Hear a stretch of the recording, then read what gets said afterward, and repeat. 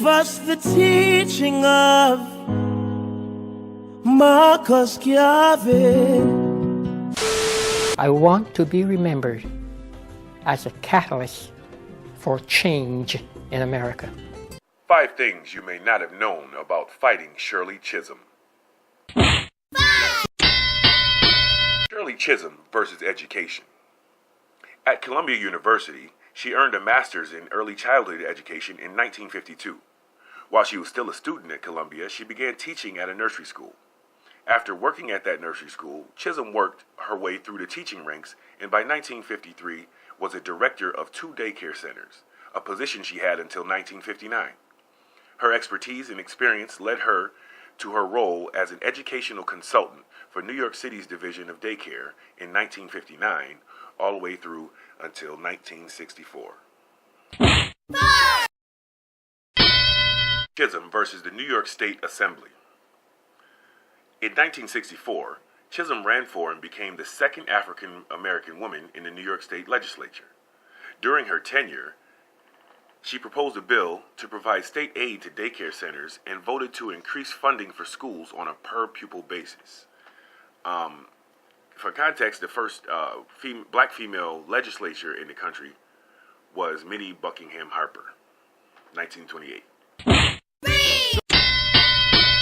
Shirley Chisholm versus the United States Congress. In 1968, Chisholm campaigned to represent New York's 12th congressional district. Her campaign slogan was Fighting Shirley Chisholm, unbought and unbossed. She won the election and became the first African-American woman elected to Congress. 2. Shirley Chisholm versus the United States presidency. On January 25, 1972, Chisholm announced her candidacy for president. The 1972 Democratic National Convention in Miami was the first major convention in which any woman was considered for the presidential nomination.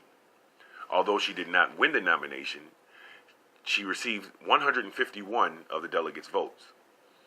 She had to endure multiple threats against her life, assassination attempts, and actually had to sue to be included in televised debates.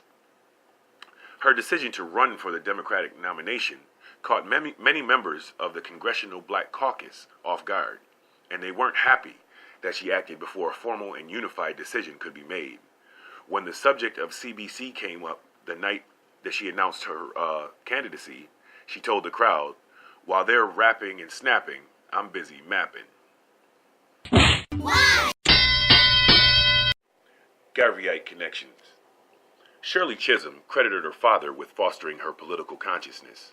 Her campaign manager and chief of staff was Guyanese-born Wesley McDonald Holder, who was fondly known in Brooklyn as the dean of black politics.